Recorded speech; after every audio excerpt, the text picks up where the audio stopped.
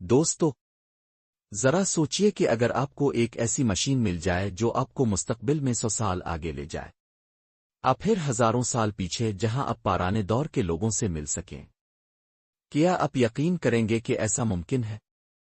ہالی ووڈ کی فلموں اور کہانیوں میں تو ٹائم ٹریول کو بڑے دلچسپ طریقے سے دکھایا جاتا ہے، لیکن سوال یہ ہے کہ حقیقت میں کیا یہ ممکن ہو سکتا ہے؟ سائنس کا کہنا ہے کہ کچھ حد تک یہ ممکن ہے، جبکہ اسلام کہتا ہے کہ وقت اللہ کی قدرت ہے اور یہ صرف اسی کے حکم سے چلتا ہے۔ آج ہم وقت کے اس راز کو سمجھنے کی کوشش کریں گے۔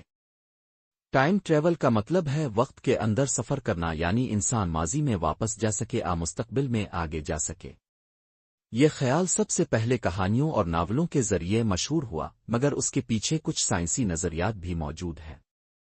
سب سے مشہور نظریہ آئنسٹائن کا تھیوری آف ریلیٹیوٹی ہے۔ آئنسٹائن نے کہا تھا کہ وقت الگ کوئی آزاد چیز نہیں بلکہ یہ اسپیس یعنی خلا کے ساتھ جڑا ہوا ہے، جسے ہم اسپیس ٹائم کہتے ہیں۔ اگر کوئی چیز روشنی کی رفتار کے قریب حرکت کرے تو اس کے لیے وقت آہستہ گزرے گا۔ سائنس نے اس نظریے کو تجربے سے بھی پرکھا۔ ایک مشہور تجربے میں 2 گھڑیاں استعمال کی گئیں۔ ایک گھڑی زمین پر رکھی گئی اور دوسری کو تیز رفتار ہوائی جہاز میں لے جایا گیا۔ جب دونوں گھڑیاں واپس ملائی گئیں تو ان میں معمولی فرق پایا گیا۔ اس کا مطلب یہ تھا کہ وقت ہر جگہ برابر نہیں گزرتا بلکہ رفتار اور کشش ثقل پر انحصار کرتا ہے۔ اسی طرح بلیک ہول کو دیکھ لیجئے۔ بلیک ہول کی کشش ثقل اتنی شدید ہوتی ہے کہ اس کے قریب وقت بہت آہستہ گزرنے لگتا ہے۔ اگر کوئی انسان بلیک ہول کے پاس جائے اور واپس آئے تو اس کے لیے شاید چند گھنٹے گزری، لیکن زمین پر ہزاروں سال گزر چکے ہوں گے۔ اس کا مطلب یہ ہے کہ مستقبل کا سفر سائنسی لحاظ سے ممکن لگتا ہے، البتہ ماضی میں جانا تقریباً ناممکن ہے، کیونکہ اگر کوئی ماضی میں جا کر کوئی چھوٹی سی چیز بھی بدل دے تو تاریخ کا پورا دھارا بدل سکتا ہے۔ اس کو سائنس میں ڈاٹا پیراڈوکس کہا جاتا ہے۔ اب آئیے اسلام کی روشنی میں وقت کے سفر کو دیکھتے ہیں۔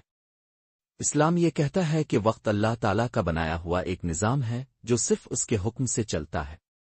قرآن مجید میں کئی مقامات پر وقت کے اللہ کے قبضے میں ہونے کا ذکر ہے، لیکن اللہ تعالیٰ اپنی قدرت سے وقت کے نظام کو بدل بھی سکتا ہے۔ قرآن میں سورہ کہف میں اصحاب کہف کا واقعہ بیان ہوا ہے۔ یہ کچھ لوگ تھے جو ایک غار میں سو گئے اور 300 سال تک وہاں رہے۔ جب وہ جاگے تو انہیں لگا کہ صرف چند گھنٹے ہی سوئے ہیں۔ یہ دراصل ایک طرح کا وقت کے اندر سفر تھا جو اللہ کی قدرت سے ہوا۔ اسی طرح حضرت عزیر علیہ السلام کا واقعہ بھی ملتا ہے۔ وہ ایک دن کے لیے فوت ہوئے لیکن حقیقت میں 100 سال گزر گئے تھے۔ جب اللہ نے انہیں زندہ کیا تو ان کے لیے یہ محض ایک دن تھا، جبکہ دنیا میں 100 سال بیت چکے تھے۔ یہ بھی وقت کی حقیقت کو ظاہر کرتا ہے۔ نبی کریم نے فرمایا کہ قیامت کے قریب وقت بہت تیزی سے گزرے گا۔ 1 سال 1 مہینے کی طرح لگے گا، 1 مہینہ 1 ہفتے کی طرح، اور 1 ہفتہ صرف 1 دن کی طرح محسوس ہوگا۔ یہ بھی اس بات کی دلیل ہے کہ وقت کا نظام اللہ تعالیٰ کے حکم سے بدلے گا۔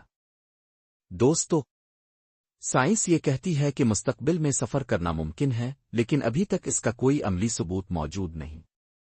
اسلام ہمیں بتاتا ہے کہ وقت کے سفر کے واقعات اللہ کی قدرت سے پہلے ہی ہو چکے ہیں۔ فرق صرف یہ ہے کہ سائنس اسے ایک نظریہ سمجھتی ہے، جبکہ اللہ تعالیٰ اپنی قدرت سے اسے حقیقت بنا چکا ہے۔ وقت کا سفر ایک ایسا راز ہے جو انسان کو ہمیشہ حیران رکھے گا، لیکن ہمیں یہ سمجھنا چاہیے کہ اصل اختیار صرف اللہ کے پاس ہے۔